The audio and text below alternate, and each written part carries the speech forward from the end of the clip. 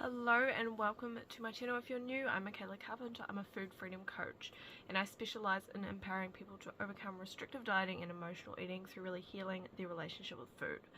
So basically what I want to talk to you guys about today is whether your relationship with food can feel easy, and this belief around whether it can feel easy or if it's always going to be a struggle. So if you're someone who is in a point where you're really questioning if it is possible to have that relationship with food that does feel easy, then this video is for you. I'm going to be covering kind of a bit more about my story and how I used to think like that as well. I used to really believe it wasn't possible to have a relationship with food that felt easy. But obviously now I've come to a place where I've been able to get to that place. So I wanted to speak about that a little bit more and let you guys in on what that looks like and how you can start doing that as well. So if this sounds like something you're interested in, make sure you keep on watching. So in terms of my story, I used to be really stuck in the same cycles that you probably find yourself in. So the emotional eating, the dieting, the really just wanting to lose weight, but also finding that food was my crutch, was my way of dealing with my emotions, dealing with different situations.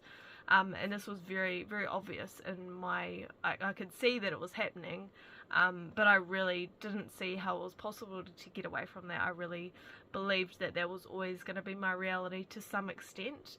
I knew that I possibly could overcome certain things, but I didn't truly believe that I could ever have a relationship with food that felt easy. So I want you to know that I started in a place that you're probably similarly in right now, where I just really didn't believe it was possible. I was open to the idea of it being possible, but I didn't really believe that it was possible. And I really was just aiming for, when I did start creating changes and start trying to heal my relationship with food, I really was aiming towards a lot lower of a goal than being able to feel at peace around food. Basically, I was really focused on just being able to better control it, or to not have it controlling me so much, not be having it as a way of dealing with my emotions. I really just wanted to be able to overcome that, and try and create a life where it felt a bit more normal. But yeah, I didn't know the extent of what that would look like and what was possible for me at that point. So yeah, when I share this, because I want you to know that that is a very normal thing to not be able to believe when we've been stuck in cycles for a certain amount of time, for whether that's most of our life, a lot of the time. It can be really hard to believe that there is another way, or that it can be different for you. So I just wanted to let you guys know that I started in that place as well. But I was able to start chipping away at those different beliefs and the thoughts that were causing me to stay stuck in those patterns, and obviously the actions that were keeping me stuck as well. And over time I really started to see the changes and the impact that it had on not just my relationship with food, but my relationship with myself, my relationship with how I saw the world, how I treated the world, how I treated myself. It had a huge impact on so many areas of my life as I slowly started to make these changes, and start really addressing the things that were causing the issues, rather than just looking at the surface level stuff. So yeah, that is obviously a really important thing to be able to do, and it is a journey. It takes time, and the small steps, they obviously add up and can create some huge changes. But the common thing amongst all my journey was, I got to a point where I was ready to, I knew I couldn't keep going the way I was going, so I was ready to try what I needed to try. I was willing to open up a space of working on things maybe in the past I wouldn't feel comfortable doing, or feel as though there was a point in doing it, because I didn't really believe that could change, or it was possible for me. But I opened up enough of a space for myself and pretty much said, well, if other people have been able to do these certain things, why can't I do those things as well? And instead of letting myself continue in the same cycles, I really pulled myself up and showed up with that kindness towards myself, and understanding why I was so stuck. And from here I was able to create those changes, and really question the things that were keeping me stuck, and so that I could obviously work on them and change the way that I used food, the way I viewed food, the way I viewed myself, and the way I pretty much viewed the world around me. That kind of naturally as a follow-on of all of the things I was going through, I was working on, that naturally as a follow-on was a thing I worked on as well. And that's when I say, and that's what I mean when I say it is very often about more than just the food. It's about how we're kind of treating ourselves, how we're seeing the world, how we're seeing ourselves, how we're seeing food and our relationship with food, that sort of thing. So the bigger picture really, and the deeper issues, the deeper causes that are causing us to go for the food, the habits that have formed over our lives. It's so important to be able to dig these up and understand where they're coming from so that we can start changing them. And obviously, like I said, opening that space for myself allowed me to do that. And it's something that obviously we need to do to be able to do those things. So yeah, that is a little bit about my story. And I'd say the most common thing amongst all of that, and because obviously it can sound like a lot of things that you maybe need to do to be able to create that healthy relationship with food, the common thing amongst all that is I really, really wanted things to be different. And I know a lot of you guys that are watching this want that too, and that is such a powerful thing to want. When you want that enough, and when you get to a place where you are so over the cycle, the restrictive dieting, the emotional eating, the yo-yo dieting, those cycles, when you're so over it and you want things to be different, you are able to start opening up the space of doing things differently, and that is where change is going to happen.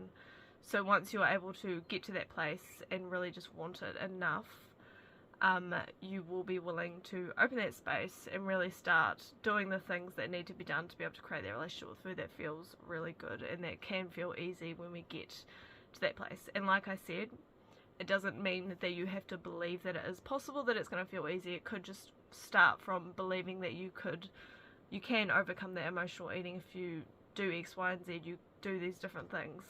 That is an awesome place to start from, and as you start to do these things, you will see as certain things shift, as your mindset starts to shift as well, because it's such a huge part of it, you'll start to see the power that you do hold over so many different areas of your lives,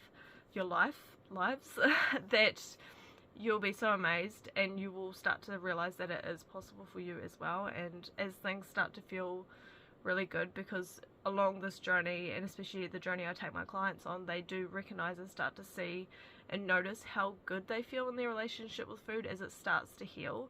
So it's not even about reaching that destination of having that healthy relationship with food. Along the journey, you start to notice how much better it feels, how good it feels to be really aligned with that healthier way of looking at food and taking those actions that are that healthier approach to your relationship with food. It just feels so much better. And that's not to say discomfort doesn't come up. Discomfort definitely does come up, because obviously we're trying to do things that are new to us, and that's okay. But when we're working towards things that at the core we know that the reasoning for doing them and the things that we're doing are leading us to where we need to be and where we want to be, that is empowering, and we can push past those feelings of discomfort, and the different emotions that will come up as we start to understand ourselves more and why we are stuck in the cycles. We can feel really good in the process, because we are doing the things we know we need to do, we want to do, to be able to get to that relationship with food that feels good and easy. So yeah, that is a little bit more about just the idea of whether it is possible for you to have a relationship with food that feels easy. The short answer, yes, you can have a relationship with food that feels easy, but it all comes down to whether you believe that or not, and whether you're willing to believe that or not, and whether you maybe aren't quite at that point where you are willing to believe it's possible, but you are at least wanting to overcome those things like emotional eating and yo-yo dieting. Being able to start by saying that it is something that could be possible in the future, but I'm definitely willing to believe that I can overcome this emotional eating or this yo-yo dieting if I put in the steps, if I do these different things. And with this being said, obviously if you want support in this is something I specialize in doing, so definitely reach out to me, especially if you are feeling a bit unsure about how to get started. I do offer free consultation calls, because on this consultation calls we really go over where you're at, where you want to be, and the different steps that you'll need to take to get there, so we can really get really clear on what it is that might be holding you back at this point in your journey, and give you some really good steps to start taking, whether that's working with me or whether that's something you want to take away and try on your own. If working with me isn't the best option for you at that point, that's okay. But regardless of whether you do decide to work with me or not, you'll walk away with a really clear picture on what you need to be doing, a clear pathway on the next steps you need to be taking. So yeah, that is all I wanted to talk to you guys about today. Yeah, I hope you found this video helpful and a little bit empowering in your journey to really believing that it is possible to have that relationship with food that feels easy, because it 100% is.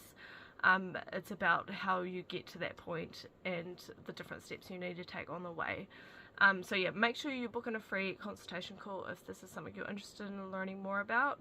And yeah, I will talk to you guys on next week's video.